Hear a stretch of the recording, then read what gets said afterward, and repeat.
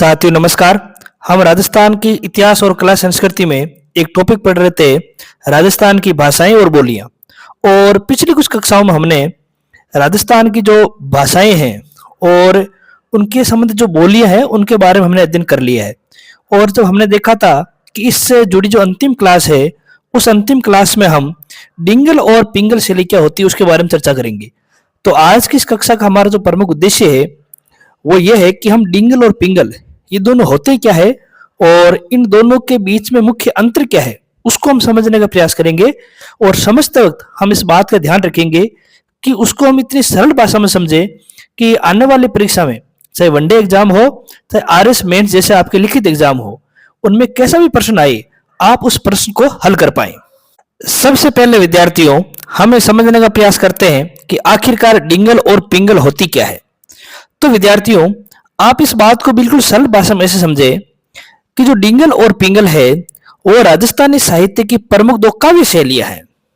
अब जैसे ये बात हमने समझ ली है, अब हम इसको और किस प्रकार से हम समझे तो उसके लिए आप इस उदाहरण को समझे। जैसे मान लीजिए हमने राजस्थान की जब भाषाएं पढ़ी थी तो एक हमने भाषा पढ़ी थी पश्चिमी राजस्थान की भाषा, और हमने कहा था कि पश्चिमी राजस्थान की जो मूल भाषा है उसे हम मारवाड़ी भाषा बोलते हैं। दूसरी जो हमने भाषा पढ़ी थी वो पढ़ी थी पूर्वी राजस्थान की भाषा, और उसमें हमने जो मुख्य जो बोली या भाषा देखी थी उसका नाम था डुडाड़ी। अब विद्यार्थियों जो पश्चिमी राजस्थानी है या जो मारवाड़ी जो बोली है, ये जो भाषा है, इस बोली में जब कोई साहित्य रचा जाता है, जब कोई लेखन कार्य किया जाता है, तो जो लेखन कार्य करना जो साहित्य की जो शैली है उस शैली को आपके डिंगल बोलते हैं। इसी प्रकार जब पूर्वी राजस्थानी में या हम कह सकते हैं डुडाड़ी भाषा या बोली में जब कोई साहित्य रचा जाएगा या कोई लेखन कार्य किया जाएगा तो जो उसकी शैली है उस शैली को आपके पिंगल कहा जाएगा। तो यहां पर आपके एक बात क्लियर होनी चाहिए कि जो डिंगल और पिंगल है ये राजस्थानी भाषा या राजस्थानी बोली में जो साहित्य रचा जाता है उसकी शैलियां है। अगर वो साहित्य पश्चिमी राजस्थानी में रचा गया है तो उसको हम डिंगल बोलेंगे, और अगर वह साहित्य पूर्वी राजस्थान में रचा गया है तो उसको हम पिंगल बोलेंगे। तो इस बात पर अब कोई असमंजस नहीं होना चाहिए कि डिंगल और पिंगल क्या होता है। तो डिंगल और पिंगल राजस्थानी साहित्य की दो आपके काव्य शैली है। अब हम डिंगल और पिंगल में अंतर क्या होता है उसको हम समझने का प्रयास करते हैं, लेकिन उससे पहले जो सामान्यतः राजस्थान के एग्जाम में कुछ आपके फैक्ट पूछ जाते हैं तो उन एक दो फैक्ट की हम चर्चा कर लेते हैं। जैसे विद्यार्थियों कवि कुशल लाभ का ग्रंथ आपके पिंगल शिरोमणि, इस पिंगल शिरोमणि में इस डिंगल शब्द का हमें सबसे पहले प्रयोग होता हुआ दिखाई देता है। यह प्रश्न आपके कई बार परीक्षा पूछा गया है, इसके लिए हमने इस फैक्ट को इस क्लास में लेने का प्रयास किया है। इसी प्रकार कवि बांकीदास जी थे, उन्होंने कुकवि बत्तीसी नामक ग्रंथ की रचना की और उस ग्रंथ में भी हमें डिंगल शैली का प्रयोग दिखाई देता है।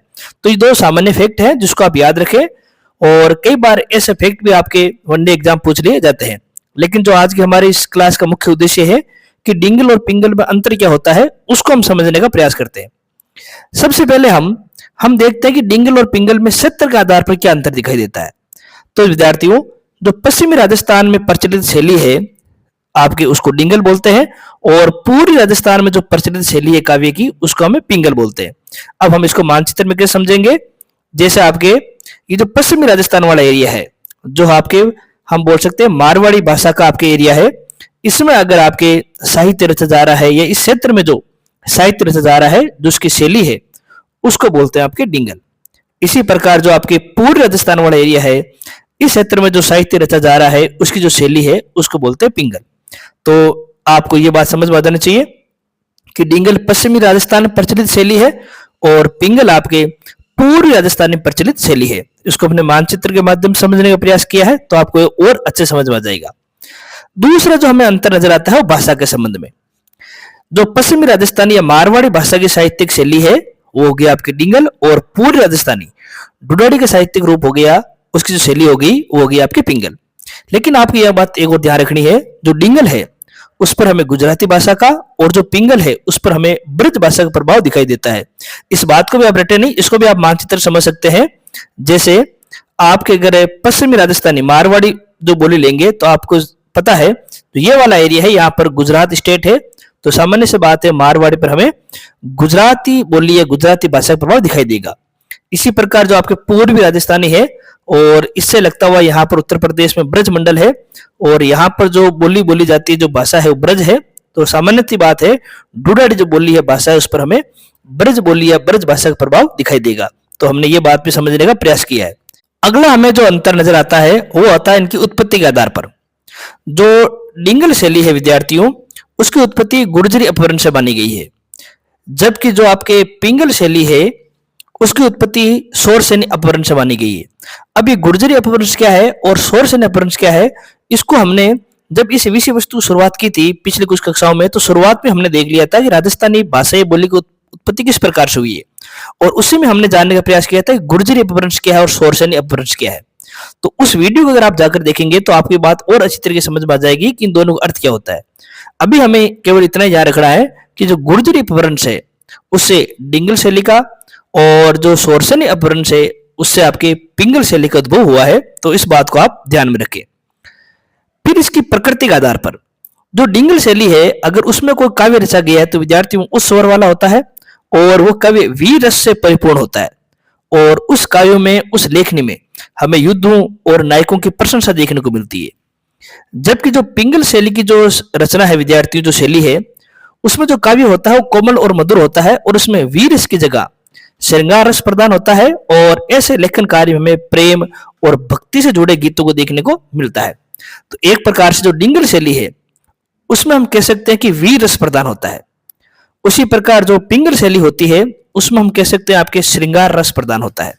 जैसे विद्यार्थियों आप कई सारे ऐसे आपके ग्रंथ देखते हो जो कुछ आपके वीर रसात्मक होते हैं, कुछ आपके श्रृंगार या प्रेम रसात्मक होते हैं।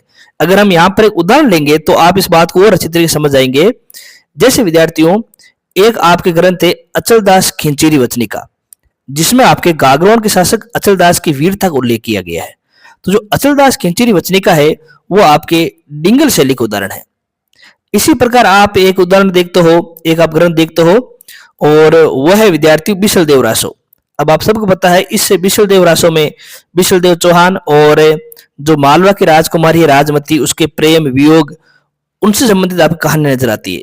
तो जो बिसल देव रासो है वो प्रेम और श्रृंगार रस प्रदान है, जबकि अचलदास खिंचीरी वचनी का वो आपके वीर रस प्रदान है। लेकिन कई बार ऐसा भी होता है कि डिंगल में भी प्रेम और भक्ति से जुड़े लेखन कार्य होते हैं और पिंगल में आपके वीर रसात्मक काव्य होता है। लेकिन मुख्यतः जो आपकी डिंगल शैली है वो वीर रस से परिपूर्ण होगी और जो पिंगल शैली है वह श्रृंगार रस से परिपूर्ण होगी। तो ये अंतर भी आप इसमें ध्यान रखेंगे। अगला जो अंतर आता है विद्यार्थियों वो रचयिता के आधार पर है। डिंगल शैली का उपयोग अधिकतर आपके चारण समुदाय ने किया है और पिंगल शैली का आपके उपयोग कवि जो साधु संत होते हैं अपनी वाणियां कहने के लिए और जो वंशावली का कार्य करते हैं भाट, वो आपके पिंगल शैली का आपके उपयोग करते हैं। तो ये रचयिता के आधार पर हमने अंतर देखने का प्रयास किया है।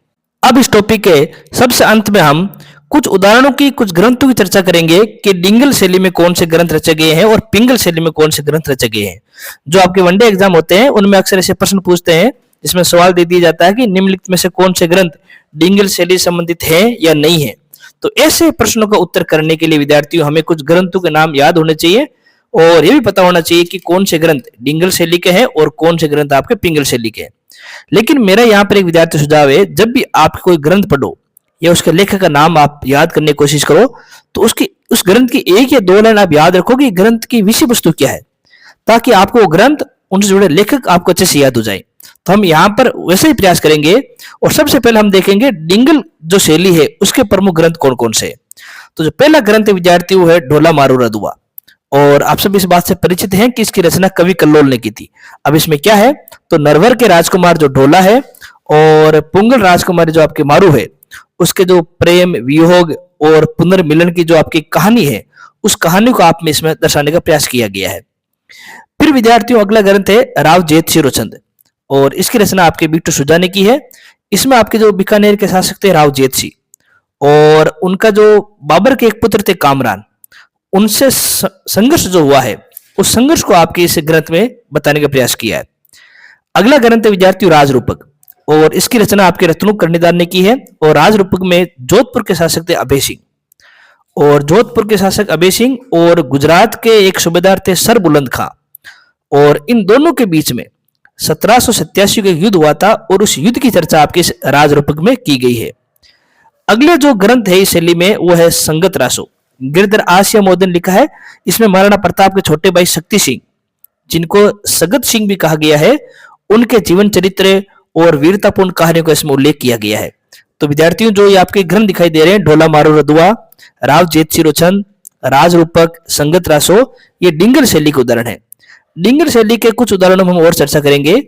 तो विद्यार्थियों, जैसे एक है वेली किशन रुक्मणी और पृथ्वीराज राठौड़ मोदी ने इसकी आपकी रचना की है, और हम सब जानते हैं इसमें भगवान श्री कृष्ण और रुक्मणी के जो आपके संबंध है उनकी चर्चा की गई है। अचल दास खिंचरी वचनिका शिवदास गार्डन ने लिखी है। इसमें गागरोन के शासक अचल दास और उनका संघर्ष हुआ था आपके मांडू के जो सुल्तान थे, शासक थे होशंग शाह, इनसे संघर्ष हुआ था। और इस संघर्ष के उपरांत 1423 में जो आपके जोहर और केसरिया हुआ है गागरोन में, उस किले में, उसकी चर्चा आपके इस ग्रंथ में की गई है। तो अचलदास खिंचरी वचनिका, वेली किशन रुक्मणी, ढोला मारो रदुआ, राव जेतसिरोचंद, राज रूपक, संगत रासो, ये सारे आपके डिंगल ग्रंथों के उदाहरण हैं। इसी प्रकार हम अगर पिंगल ग्रंथों के उदाहरण की बात करेंगे तो उनमें सबसे पहले चर्चा आती है विजयपाल रासो की। ये आपके नल सिंह ने रची है और इसमें हमें करौली के शासक जो आपके विजयपाल थे, उनकी दिग्विजय की नीति, उनके वीरतापूर्ण कार्य का उल्लेख मिलता है। छत्रसाल रासो, जिसकी रचना डूंगर सिंह ने की है, इसमें बूंदी के नरेश जो छत्रसाल है उनके पराक्रम की चर्चा मिलती है। इसी प्रकार वंश बारकर, सब जानते हैं, बूंदी के राजकवि थे आपके सूर्यमल मिश्रण, उन्होंने इसकी रचना की है और इसमें बूंदी राज्य के इतिहास के बारे में जानकारी मिलती है और इसके साथ जो राजपूत मराठा संबंध है उन पर भी इसमें प्रकाश डाला गया है। तो इस बात का भी आप थोड़ा सा ध्यान रखें। और कुछ ग्रंथ है पिंगल शैली में रचे हुए, जैसे पृथ्वीराज रासो, चंद्रबरदाई ग्रंथ है और इसमें पृथ्वीराज चौहान और मोहम्मद गोरी के बीच में जो तरैन के युद्ध हुए हैं उनकी चर्चा इस ग्रंथ में की गई है। हमीर रासो की रचना जोधराज ने की है। इसमें रणथंभौर के चौहान हमीर देव चौहान और अलाउद्दीन खिलजी के बीच जो युद्ध हुआ है और फिर उनके उपरांत जो उनके संघर्ष के उपरांत जो यहाँ पर जोहर हुआ है उसकी चर्चा इस ग्रंथ में की गई है। खुमान रासो, ये दलपत विजय ने इसकी रचना की है और मेवाड़ के शासक थे आपके खुमान, उनके संघर्षों की चर्चा आपके इस ग्रंथ में की गई है। बिसलदेव रासो, ये नरपति नाले की रचना है और इसमें विद्यार्थियों जो आपके विग्रह चतुर्थ है, सांबर के चौहान विग्रह चतुर्थ जो बिसलदेव चौहान के नाम से जाने गए हैं, और मालवा के शासक आपके भोज और उसकी पुत्री थी राजमती। तो विग्रह चौहान या फिर हम कह सकते हैं कि बिसलदेव चौहान और राजमती के जो वियोग और प्रेम आदि की जो कहानी है, उस कहानी की चर्चा नरपति नाले ने बिसलदेव रासो में करने का प्रयास किया है। तो विद्यार्थी यहाँ पर देखिए हमने ग्रंथों के नाम भी देखे और ग्रंथों के नाम के साथ हमने इनकी विषय वस्तु के बारे में जानने का प्रयास किया कि किस ग्रंथ में क्या बताया गया है। अब इससे क्या होगा, ये सारे ग्रंथ आपको याद रखने में आसानी होगी। तो आरएस मेन जैसे अगर परीक्षाएं होती है, वहां पर अगर मान लो क्वेश्चन आता है डिंगल और पिंगल मंत्र बताइए, तो हाई पर हमने 6-7 अंतरों को जानने का प्रयास किया है और मेरे हिसाब से अब आपको डिंगल शैली और पिंगल शैली उसके बारे में अच्छे समझ में आ गया है। अगली कक्षा में हम किसी और ऐसे ही एक विषय वस्तु को लेकर आएंगे। तब तक के लिए धन्यवाद।